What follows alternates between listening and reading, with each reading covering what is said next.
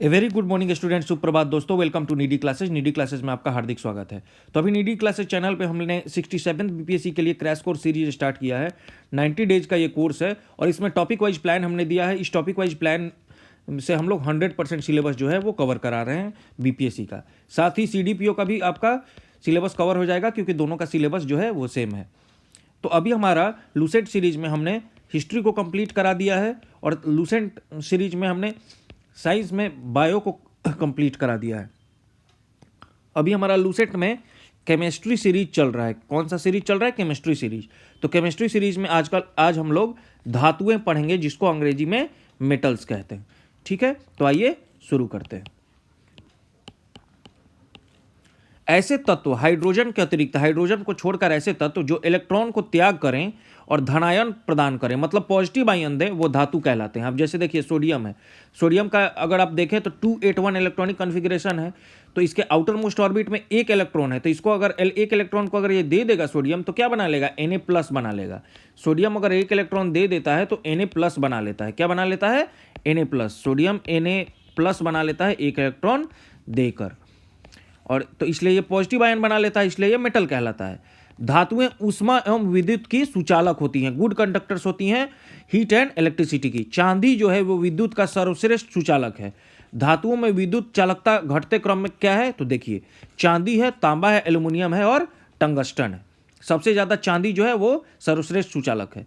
सीसा की ऊष्मीय एवं विद्युत चालकता सबसे कम होती है। वेरी वेरी इंपॉर्टेंट, बार बार ये प्रश्न पूछ देता है। धातुओं के ऑक्साइड की प्रकृति क्षारीय होती है, मतलब बेसिक होता है। जो भी धातु हैं अगर वो ऑक्साइड्स बनाए, जैसे सोडियम अगर ऑक्साइड बनाए, ठीक है, तो इसका क्या होगा? Na2O अगर बना ले तो इसका क्या होगा? ये बेसिक होगा। लेकिन अपवाद है, एक्सेप्शन क्या है? क्रोमियम ऑक्साइड जो है Cr2O3 वो एसिडिक होता है। एल्युमिनियम, जिंक एवं लेड के ऑक्साइड जो है एम्फोटेरिक होते हैं, मतलब वो दोनों बेसिक और एसिडिक दोनों तरह के जो है वो प्रकृति दिखाते हैं। धातुएं प्रायः तनु अम्लों से हाइड्रोजन विस्थापित करती हैं। अब धातु जैसे सोडियम है, अब मान लीजिए HCl से रिएक्ट किया तो क्या होगा? वो NaCl बना लेगा और हाइड्रोजन को रिलीज कर देगा, तो हाइड्रोजन विस्थापित कर देगा। तांबा तनु हाइड्रोक्लोरिक अम्ल के साथ अभिक्रिया नहीं करेगा, लेकिन कॉपर नहीं करेगा HCl के साथ रिएक्शन। ये वेरी वेरी इंपॉर्टेंट हो जाता है, इसको आप लोग याद रखिएगा। अब एक टेबल है छोटा सा। सबसे हल्की धातु लिथियम है, सबसे भारी धातु ऑस्मियम है और सबसे कठोर धातु क्रोमियम है। तो ये प्रश्न पूछ देता है, डायरेक्ट वन लाइनर में पूछ देगा, आप याद रखिएगा इसको। अब हम लोग देखेंगे धातुओं की प्राप्ति। तो पृथ्वी की भूपर्पटी धातुओं का मुख्य स्रोत है। जो अर्थ का क्रस्ट है उससे धातु मिलते हैं हमको। भूपर्पटी में मिलने वाले धातुओं में एल्युमिनियम सबसे ज्यादा है 7%, उसके बाद लोहा है 4%, उसके बाद कैल्शियम है 3%। तो इसका फर्स्ट, सेकंड और थर्ड रैंक है, प्रथम, द्वितीय एवं तृतीय स्थान है। अब हम लोग पढ़ेंगे खनिज, जिसको मिनरल्स कहते हैं। भूपर्पटी में प्राकृतिक रूप से पाए जाने वाले तत्व या यौगिक को खनिज कहते हैं। मिनरल्स क्या है? अब जो भी अर्थ क्रस्ट में आपके एलिमेंट या कंपाउंड मिले वो मिनरल कहलाते हैं। अब अयस्क क्या है? ओर्स क्या है? वे खनिज जिनसे धातुओं को सुगमतापूर्वक तथा लाभकारी रूप से निष्कासित किया जा सकता है, अयस्क कहलाते हैं। अब देखिए मिनरल क्या है? तो मिनरल क्या है? जो भी अर्थ क्रस्ट में आपके एलिमेंट्स मिले और ये कंपाउंड्स मिले, अब वो किस फॉर्म में मिलते हैं? रॉक्स के फॉर्म में मिलते हैं। बहुत सारे उसमें इंप्योरिटीज रहेंगे। तो अगर उसमें से ऐसा मिनरल्स जिसमें से बहुत सारे इंप्योरिटीज को हटा दिया जाए तो वो बन जाते हैं ओर्स, क्योंकि ओर्स में जो क्या होता है, मेटल का कंसेंट्रेशन जो है बहुत ज़्यादा होता है। तो मेटल का कंसेंट्रेशन ज़्यादा कराने के लिए आपको क्या करना होगा? मिनरल्स में से जितने पहले इंप्योरिटीज हैं, गंदगी है, उसको हटा देना होगा, तो वो बन जाएंगे ओर्स। अब हम लोग ओर्स के प्रकार अयस्क के बारे में पढ़ेंगे। अयस्क का सांद्रण, कैसे हम लोग अयस्क का सांद्रण करते हैं? तो इसके जो है 3 प्रकार दिए हुए हैं। उच्च अभिक्रियाशील धातु है, ऐसे धातु जो कि बहुत ज़्यादा रिएक्टिव है, मध्यम अभिक्रियाशील वाले और निम्न अभिक्रियाशील वाले। तो जो सबसे ज़्यादा रिएक्टिव है उनको गलित धातु का विद्युत अपघटन, उनका क्या कराते हैं हम लोग? विद्युत अपघटन कराते हैं और फिर हम लोग शुद्ध धातु निकाल लेते हैं। जो मध्यम अभिक्रियाशील वाले धातु हैं वो कार्बोनेट और सल्फाइड के फॉर्म में पाए जाएंगे। अब देखिए जो सबसे ज़्यादा रिएक्टिव है वो शुद्ध धातु हम लोग निकाल लेंगे उसका विद्युत अपघटन करा के। जो मध्यम अभिक्रियाशील है उसको हम लोग कार्बोनेट और सल्फाइड के फॉर्म में पाए जाते हैं। जो कार्बोनेट है उसका निस्तापन कराएंगे और जो सल्फाइड है उसका भर्जन कराएंगे। अब निस्तापन और भर्जन कराने के बाद फिर धातु के ऑक्साइड्स मिल जाएंगे, फिर उस ऑक्साइड्स को अपघटन करा के आप धातु, शुद्ध धातु निकाल लेंगे। उसके बाद देखिए जो निम्न अभिक्रियाशील धातु है इसमें सल्फाइड अयस्क होगा, तो उसका हम लोग भर्जन करेंगे और धातु निकाल लेंगे और फिर परिष्करण कर लेंगे। तो ये अलग अलग चरण दिए हुए थे धातु निकालने के, किससे, ओर से। अब देखिए कुछ धातु हैं और उसका निष्कर्षण की विधि डायरेक्ट पूछ देता है एग्जाम में, इसलिए वेरी वेरी ये इंपॉर्टेंट हो जाता है। जैसे पोटेशियम हो गया, सोडियम, कैल्शियम, मैग्नीशियम, एल्युमिनियम, तो ये विद्युत अपघटन के द्वारा। जिंक, आयरन, लेड, कॉपर, ये कार्बन के उपयोग से इसका अपचयन कराया जाता है। और सिल्वर और गोल्ड जो है वो चूंकि बहुत लेस रिएक्टिव होता है ये, तो ये सीधा प्राकृतिक अवस्था में ही पाया जाता है या किसी के साथ कंपाउंड के फॉर्म में नहीं पाया जाता है। अब हम लोग कुछ कुछ टर्म्स दिए हुए हैं उसको पढ़ेंगे। धातु कर्म, जिसको मेटालर्जी कहते हैं, अयस्कों से धातुओं के निष्कर्षण तथा परिष्करण में सम्मिलित विभिन्न प्रकर्मों को धातु कर्म कहते हैं। अब गैंग क्या है, तो जो अयस्क में जो ओर में अशुद्ध पदार्थ मिलते हैं उसको गैंग्स कहते हैं। फ्लक्स क्या है, अयस्क में मिले गैंग अशुद्ध पदार्थ को हटाने के लिए बाहर से कुछ पदार्थ मिलाए जाते हैं, उसको हम लोग फ्लक्स कहते हैं। धातुमल या स्लैग क्या है, तो गैंग एवं फ्लक्स के मिलने से बने पदार्थ धातुमल स्लैग कहलाते हैं। तो स्लैग क्या है, गैंग और फ्लक्स अगर जो मिलता है तो आपको स्लैग हो जाएगा। अब हम लोग निस्तापन पढ़ेंगे। कैल्सिनेशन क्या है, इस प्रक्रिया में धातु के अयस्क को उसके द्रवणांक मेल्टिंग पॉइंट से नीचे के ताप पर गर्म करते हैं ताकि अयस्क में मिले जो वाष्पशील जो कि वेपराइजेबल अशुद्धि है वो दूर हो जाए। अब है रोस्टिंग। इस प्रक्रिया में क्या करते हैं, धातु के अयस्क को गर्म हवा की उपस्थिति में, मतलब हॉट एयर की उपस्थिति में, उसके द्रवणांक से नीचे के ताप पर, उसके मेल्टिंग पॉइंट से नीचे के ताप पर गर्म करते हैं ताकि इसमें मिली जो अशुद्धि है वो ऑक्सीडाइज हो जाए। तो ये रोस्टिंग है। स्मेल्टिंग क्या है, इस प्रक्रिया में धातु, कोक एवं फ्लक्स की उपस्थिति में, अब उसमें धातु भी डालेंगे, कोक भी डाल देंगे, कोक और फ्लक्स डालेंगे, तो फ्लक्स इसकी उपस्थिति में उसके द्रवणांक जो है उसका मेल्टिंग पॉइंट से ऊपर के ताप पर गर्म करेंगे। ध्यान दीजिएगा, इसमें स्मेल्टिंग में ऊपर के ताप पे गर्म करेंगे और उससे क्या होगा, जिससे शुद्ध धातु आपको प्राप्त हो जाएगा। ठीक है। अब सक्रियता श्रेणी, जिसको रिएक्टिविटी सीरीज कहते हैं, तो सक्रियता श्रेणी वह सूची है जिसमें धातुओं की क्रियाशीलता को अवरोही क्रम में, ठीक है, अवरोही क्रम में व्यवस्थित किया जाता है। अब कार्बोनेट अयस्क को निस्तापन कैल्सिनेशन द्वारा धातु ऑक्साइड में परिवर्तित किया जाता है। वेरी वेरी इंपॉर्टेंट, बार बार पूछता है कि कार्बोनेट को किसके द्वारा, तो कार्बोनेट्स जो है देखिए, सी से कार्बोनेट है, सी से कैल्सिनेशन है। कैल्सिनेशन या निस्तापन के द्वारा ऑक्साइड में बदलता है और सल्फाइड को भर्जन रोस्टिंग द्वारा धातु ऑक्साइड में परिवर्तित किया जाता है। ये बहुत इंपॉर्टेंट है, बार बार लाइन सीधे पूछ देगा आपसे। धातु ऑक्साइड को कार्बन, एल्युमिनियम अथवा विद्युत अपघटनी अपचयन द्वारा धातु में अपचयित किया जाता है। ठीक है। तो अब हम लोग आगे देखेंगे।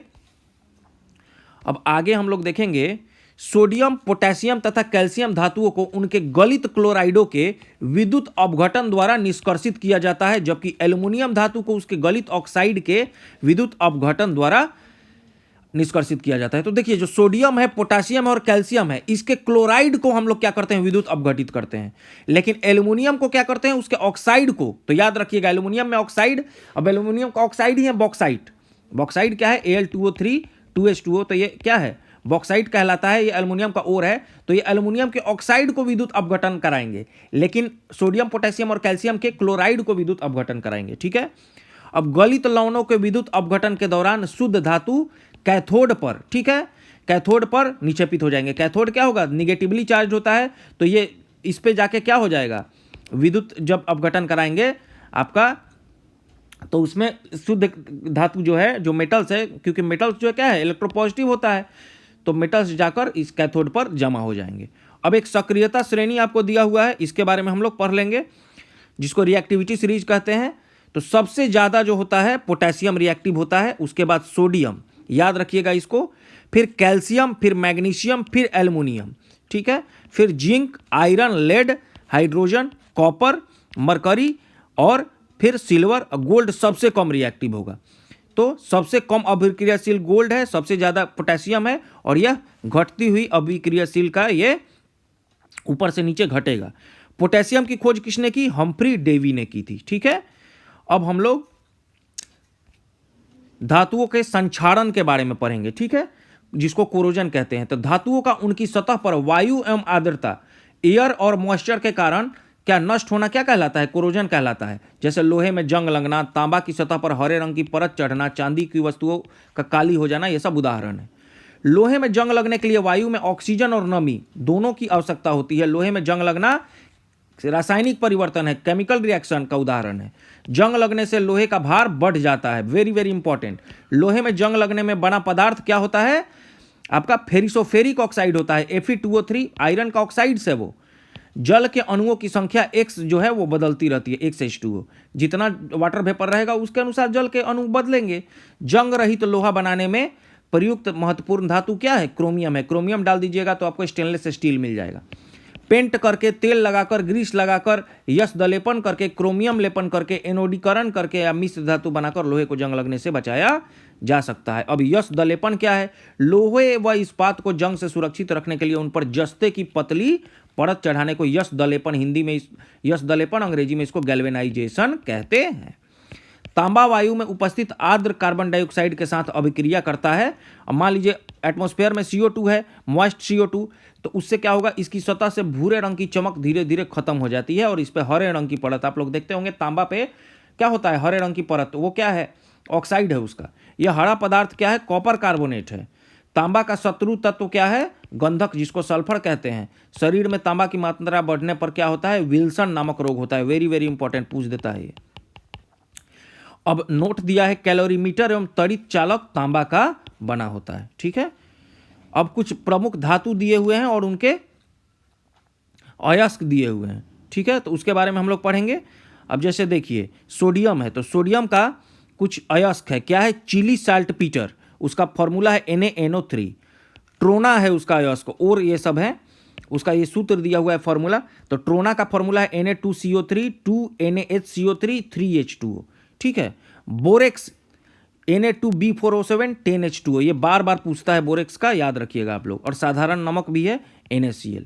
ठीक है, अब हम लोग एल्युमिनियम का देख लेते हैं। तो एल्युमिनियम का बॉक्साइट बहुत वेल नोन है, सब लोग जानते हैं, Al2O3 2H2O। फिर कोरंडम भी एल्युमिनियम का ओर है, Al2O3।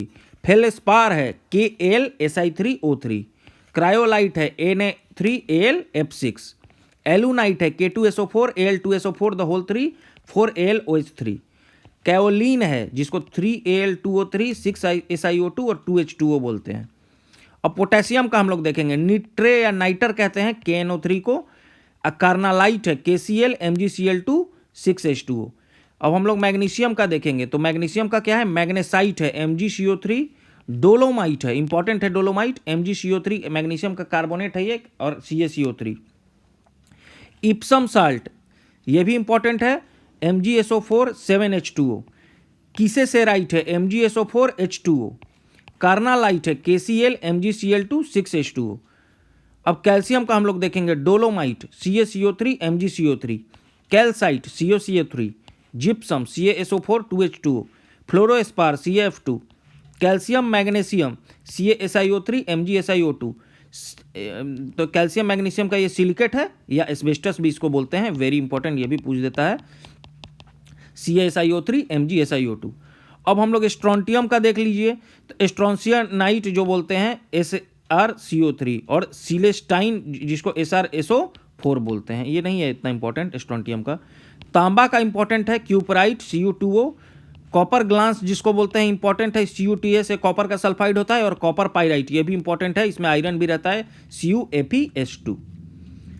अब हम लोग सिल्वर का देख लेते हैं, तो रूबी सिल्वर इंपॉर्टेंट हो जाता है 3Ag2S Sb2S2। पायरागाइराइट Ag3SbS3। और हॉर्न सिल्वर, ये इंपॉर्टेंट है, AgCl, सिल्वर का क्लोराइड हॉर्न सिल्वर कहलाता है। अब हम लोग सोना का देख लेंगे, सोना को बोलेंगे कॉल्वेराइट जिसको AuTu2 बोलते हैं, और सिल्वेनाइट AgAuTe। बेरियम का देखेंगे, बेराइट है BaSO4 है। जिंक का देखेंगे, जिंक ब्लेंड कहते हैं, जिंक का जो सल्फाइड है जिंक ब्लेंड कहलाता है। फिर कैलेमाइन है जिंक कार्बोनेट ZnCO3। जिंकाइट है ZnO। पारा का देखेंगे सिनेबार, ये इंपॉर्टेंट हो जाता है, HGS। पारा का जो सल्फाइड है, ये आपका मरकरी सल्फाइड जो है वो सिनेबार कहलाता है। टिन का देखेंगे कैसीटेराइट SnO2। लेड का गैलेना, ये इंपॉर्टेंट हो जाता है, PbS। एंटीमनी का एस्टिबनाइट है Sb2S3। कैडमियम का ग्रीनोकाइट है CdS। बिस्मथ का है बिस्मुथाइट Bi2S3। लोहा Fe का है हेमाटाइट जिसको मैग्नेटाइट भी बोलते हैं। तो याद रखिएगा, ये लोहा का बहुत इंपॉर्टेंट हो जाता है, हेमाटाइट या मैग्नेटाइट FeTO3। हेमाटाइट को बोलते हैं Fe2O3 और मैग्नेटाइट को बोलते हैं Fe3O4। Limonite Fe2O3, 3 water molecule भी रहेगा 3H2O। सीडेराइट में क्या है FeCO3, आयरन पाइराइट में FeS2 और कैल्कोपाइराइट में CuFeS2। कोबाल्ट में स्मेल्टाइट COAS2, निकेल में मिलेराइट जिसको NiS बोलते हैं, क्रोमियम क्रोमाइट FeOCr2O3, मैग्नीज जो है जिसको पायरुल्यूसाइट बोलते हैं MnO2, मैग्नीशियम का डाइऑक्साइड है ये, और सिलोमिलीन जिसको मैग्नाइट बोलते हैं Mn2O3 2H2O। यूरेनियम का कार्नेटाइट या पिंच ब्लेंड कहलाता है, ये U3O8 है। ठीक है, तो यहां हमने एक अच्छा सा टेबल देख लिया। ये टेबल प्रमुख धातु उनको अयस्क हैं, बहुत वेरी वेरी इंपॉर्टेंट है। इसको आप लोग 4 बार 5 बार पढ़िए, बार बार लिख कर याद कीजिए, तब आपको याद होगा। इससे एक प्रश्न आ ही जाता है एग्जाम। अब कुछ फैक्ट्स दिए हुए हैं, तो ये फैक्ट्स जो है हम लोग पढ़ते जाएंगे। खुली वायु में कुछ दिन छोड़ देने पर सिल्वर की वस्तुएं काली हो जाती हैं। सिल्वर का वायु में उपस्थित सल्फर के साथ अभिक्रिया कर सिल्वर सल्फाइड की परत बनाने के कारण ऐसा होता है। अब कुछ धातु प्रदूषक देखेंगे हम लोग। कुछ भारी धातुएं जल में घुल जाती हैं और उसे प्रदूषित करती हैं, जैसे कैडमियम हो गया, लेड हो गया, पारा हो गया। कैडमियम एवं लेड जो है वो गुर्दों को नष्ट कर देते हैं, याद रखिएगा। और लेड जो है गुर्दों, जिगर, मस्तिष्क तथा नर्वल सिस्टम जो है हमारा, जिसको केंद्रीय तंत्रिका तंत्र कहते हैं, सेंट्रल नर्वस सिस्टम, उसको भी प्रभावित करते हैं। अब धातुओं से संबंधित कुछ तथ्य दिए हुए हैं, इसको हम लोग पढ़ते जाते हैं। बहुत बहुत इंपॉर्टेंट होते हैं ये सब वन लाइनर्स में। धातुओं का राजा सोना को कहा गया है। पृथ्वी के केंद्रीय भाग कोर में सबसे अधिक क्या है, तो निकिल पाया जाता है और दूसरे स्थान पर लोहा है। टंगस्टन जो है उसको W से लिखते हैं हम लोग, और इसका जो है मेल्टिंग पॉइंट 3500 डिग्री सेल्सियस होता है। इसीलिए जो आपका बल्ब में जो फिलामेंट है वो टंगस्टन का बना होता है, बहुत हाई मेल्टिंग पॉइंट है। भारत में टंगस्टन का उत्पादन राजस्थान स्थित देगाना खान से होता है। टंगस्टन तंतु के उपचयन को रोकने के लिए बिजली के बल्ब से हवा निकाल दी जाती है। ठीक है। जिरकोनियम धातु ऑक्सीजन तथा नाइट्रोजन दोनों में जलते हैं। बेडिलेआइट जिरकोनियम का अयस्क है। न्यूट्रॉनों को अवशोषित करने के गुणों के कारण जिरकोनियम, कैडमियम एवं बोरोन का उपयोग न्यूक्लियर रिएक्टर में किया जाता है, नाभिकीय रिएक्टर में। बेराइल जो है बेरिलियम धातु का मुख्य अयस्क बेराइल है। फ्रांसियम जो है एक रेडियो सक्रिय धातु है, द्रव्य धातु है, इंपॉर्टेंट है, वेरी वेरी इंपॉर्टेंट। स्टेन सल्फाइड जो है SnH2 को मोजाइक गोल्ड भी कहते हैं, बहुत इंपॉर्टेंट है, ये क्वेश्चन पूछता है। मोजाइक गोल्ड क्या है, SnH2 है, और इसका प्रयोग पेंट के रूप में किया जाता है। टिन अपरूपता प्रदर्शित करता है। सोडियम धातु का संग्रहण मिट्टी के तेल में करना चाहिए। कहाँ करना चाहिए, मिट्टी के तेल में, किरोसिन में। क्यों, क्योंकि सोडियम रिएक्ट करके ऑक्सीजन के साथ रिएक्ट कर लेता है, जल जाता है। सोडियम का प्रयोग परावर्तक लैंपों में किया जाता है, जो आपका सोडियम लैंप्स होते हैं उसमें किया जाता है, जो सड़कों पर पार्किंग रोशनी के लिए लगाए जाते हैं। पीली रोशनी वाले आप लोग सड़कों पर देखे होंगे, paper lamp, sodium paper lamp, वो सोडियम का लैंप है। बिना बुझे चूने का रासायनिक नाम कैल्शियम ऑक्साइड है। शल्य क्रिया में पट्टियों के रूप में कैल्शियम सल्फेट का प्रयोग किया जाता है। प्लास्टर ऑफ पेरिस जिप्सम से बनता है। जिप्सम का फॉर्मूला है क्या, CaSO4 जो होता है और 2H2O, ये जिप्सम है आपका। और प्लास्टर ऑफ पेरिस है CaSO4 हाफ H2O, याद रखिएगा। हेमीहाइड्रेट है, ये POP का ये फॉर्मूला है, हेमीहाइड्रेट, और ये जिप्सम का फॉर्मूला है। जिप्सम में वाटर मॉलिक्यूल 2 रहता है और आधा रहता है प्लास्टर ऑफ पेरिस में। एस्बेस्टॉस कैल्शियम और मैग्नीशियम से बनती है। बेरियम हाइड्रोक्साइड को बेराइटा वाटर कहते हैं। बेरियम सल्फेट का उपयोग बेरियम मील के रूप में उदर के एक्सरे में होता है। ठीक है, पेट का जो एक्सरे होता है उसमें इसका यूज होता है। आतिशबाजी के दौरान जो हरा रंग बेरियम की उपस्थिति के कारण, लाल चटक रंग क्रिम्सन रेड जो होता है वो स्ट्रोंसियम की उपस्थिति के कारण उत्पन्न होता है। लिथियम सबसे हल्का धात्विक तत्व है, यह सबसे प्रबल अपचायक भी होता है। चांदी, सोना, तांबा, प्लैटिनम एवं बिस्मथ अपने कम अभिक्रियाशीलता माने लेस रिएक्शन के कारण ये स्वतंत्र अवस्था में पाए जाएंगे। ये ओर्स के फॉर्म में नहीं पाए जाते हैं, ये फ्री स्टेट में पाए जाते हैं। गोल्ड, प्लैटिनम, सिल्वर तथा मरकरी उत्कृष्ट धातुएं हैं। धातुओं में सबसे अधिक आघातवर्ध जो है वो सोना होता है और चांदी होता है। ठीक है। पारा एवं लोहा विद्युत धारा के प्रवाह में अपेक्षाकृत अधिक प्रतिरोध उत्पन्न करते हैं, very very important.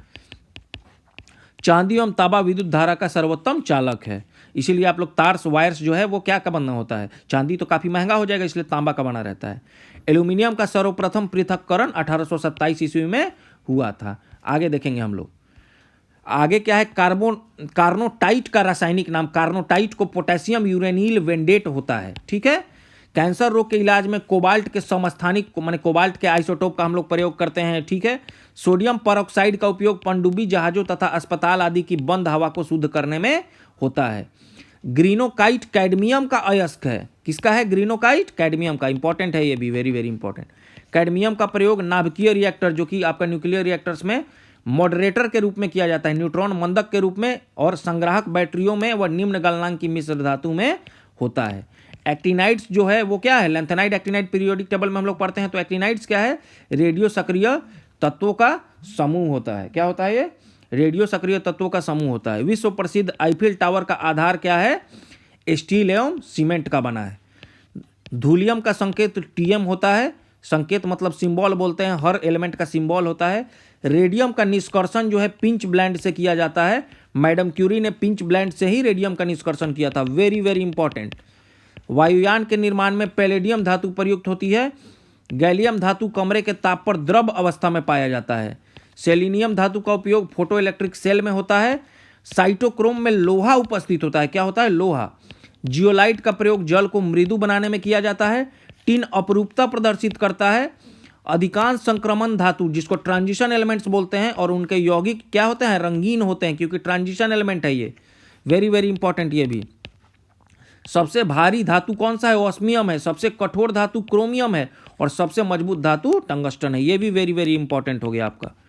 Potassium carbonate, जिसको KTCA3 को कहते हैं, उसको पर्ल एस भी कहते हैं। ये भी इंपॉर्टेंट हो गया आपका। पर्ल एस किसको कहते हैं? पूछ देगा तो K2CO3 को।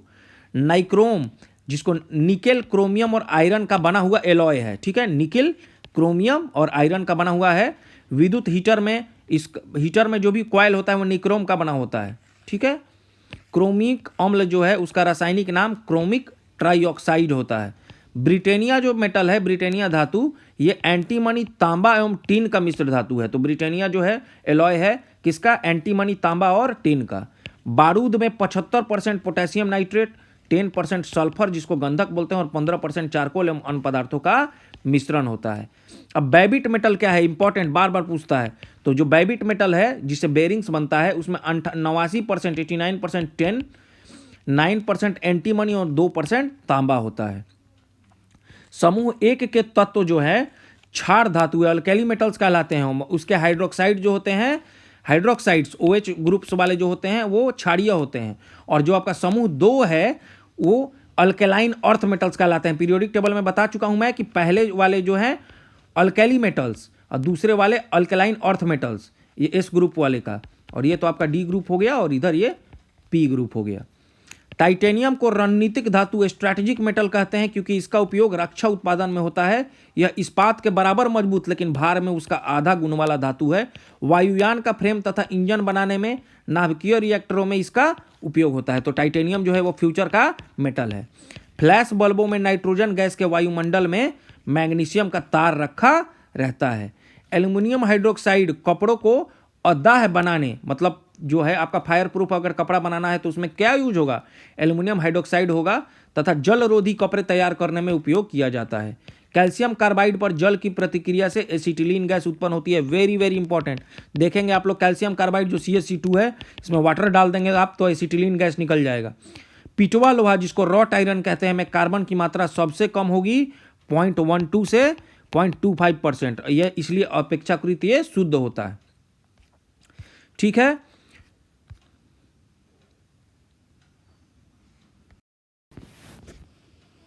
आयरन थर्ड ऑक्साइड जो है, आयरन 3 ऑक्साइड, आयरन का थर्ड जो Fe3 जो होता है, Fe2O3 कहलाता है, के साथ एल्युमिनियम की अभिक्रिया का उपयोग रेल की पटरी और मशीनी पुर्जों की दरारों को जोड़ने के लिए किया जाता है।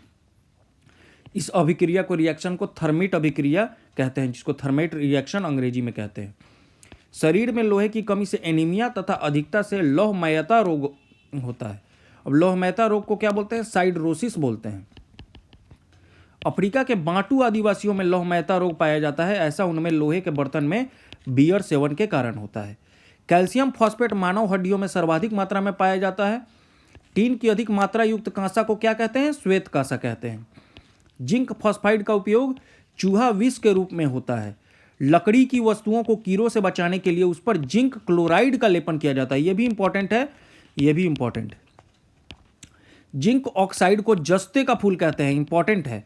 इसका व्हाइट अथवा चाइनीज व्हाइट के नाम से सफेद पेंटों में प्रयोग किया जाता है। इसका उपयोग मरहम तथा चेहरे के क्रीम बनाने में भी किया जाता है। किसको? जिंक ऑक्साइड को। इसको जस्ते का फूल कहते हैं।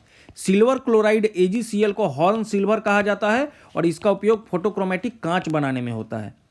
सिल्वर आयोडाइड का उपयोग कृत्रिम वर्षा कराने में होता है, इंपॉर्टेंट है, बार बार पूछता है ये। सिल्वर नाइट्रेट AgNO3 का प्रयोग निशान लगाने वाली स्याही बनाने में किया जाता है। मतदान के समय मतदाताओं की उंगलियों पर इसी का निशान लगाया जाता है। सूर्य की प्रकाश में अपघटित हो जाने के कारण इसे रंगीन बोतलों में रखा जाता है। सूर्य का जब प्रकाश इस पर पड़ता है तो क्या होगा? ये अपघटित हो जाएगा, इसलिए इसको रंगीन बोतल में रखते हैं, ट्रांसपेरेंट बोतल में नहीं रखते हैं। सिल्वर ब्रोमाइड जो है इसका उपयोग फोटोग्राफी में होता है। तो आप लोग याद रखिए, सिल्वर नाइट्राइट से क्या बनता है? निशान लगाने वाली स्याही। चांदी के चम्मच से अंडा खाना वर्जित रहता है, क्योंकि चांदी अंडे में उपस्थित गंधक से, अब अंडे में क्या होता है? सल्फर होता है, तो वे प्रतिक्रिया कर काले रंग का सिल्वर सल्फाइड बनाती है, जिससे चम्मच नष्ट हो जाता है। सोना को कठोर बनाने के लिए उसमें तांबा या चांदी मिलाया जाता है। शुद्ध सोना 24 कैरेट का होता है। आभूषण बनाने के लिए 22 कैरेट सोने का उपयोग होता है। आयरन पाइराइड, जिसको FeS2 को झूठा सोना या बेवकूफों का सोना कहते हैं, इंपॉर्टेंट है, पूछता है। स्वर्ण लेपन में पोटेशियम ओरिसाइनाइड का प्रयोग विद्युत अपघटक के रूप में होता है। ऑरिक क्लोराइड का उपयोग सर्प विषरोधी सुई बनाने में होता है। ऑरिक क्लोराइड याद रखिएगा। प्लेटिनम को सफेद सोना, व्हाइट गोल्ड कहते हैं। पारा को क्विक सिल्वर के नाम से भी जाना जाता है। इसका निष्कर्षण मुख्यतः सिनेबार, जो कि इसका एक ओर है, उससे होता है। पारा को लौह पत्र में रखा जाता है क्योंकि यह लोहे के साथ अमलगम नहीं बनाता है। Very very important. ट्यूबलाइट में सामान्यतः पारा का वाष्प और आर्गन गैस भरी होती है। मरकरी का वेपर और आर्गन गैस होता है। सीसा सबसे अधिक अस्थायी तत्व है। इसका उपयोग कागज पर लिखने में होता है। लेड आर्सेनिक नामक मिश्र धातु, जिसको एलॉय कहते हैं, इसका उपयोग गोली बनाने में होता है। कार्बन सीसा का उपयोग कृत्रिम अंगों के निर्माण में होता है। जो कार्बन आपका सीसा होता है, कार्बन लेड होता है, उसका उपयोग। लेड ऑक्साइड को लिथार्ज कहा जाता है, जो एक उभयधर्मी ऑक्साइड है। इसका उपयोग रबर उद्योग में, स्टोरेज बैटरी के निर्माण में तथा फ्लिंट कांच बनाने में होता है। बेसिक लेड कार्बोनेट को व्हाइट लेड कहा जाता है। वेरी वेरी इंपॉर्टेंट, बार बार पूछता है। और इसे सफेदा के नाम से भी जाना जाता है। लेड टेट्रा इथाइल का उपयोग अपस्फोटन रोकने में किया जाता है। लेड पाइप पीने के जल को ले जाने के लिए उपयुक्त नहीं होते हैं, क्योंकि ये वायु मिश्रित जल के साथ घुलकर विषैले लेड हाइड्रोक्साइड उत्पन्न करते हैं। अब आगे हम लोग देखेंगे, विद्युत उपकरणों में प्रयुक्त होने वाला जो फ्यूज तार होता है वो लेड और टीन से बना होता है। मिश्र धातु एलॉय, वेरी वेरी इंपॉर्टेंट, बार बार पूछता है आपसे ये। यूरेनियम को आशा धातु कहा जाता है। भारत में यूरेनियम का सर्वाधिक उत्पादन झारखंड के जादूगोड़ा में होता है। यूरेनियम का समस्थानिक आइसोटोप जो यूरेनियम 238 है, वो रेडियो एक्टिव नहीं है। कौन सा रेडियो एक्टिव है? यूरेनियम 235। तो 238 रेडियो सक्रियता प्रदर्शित नहीं करता है।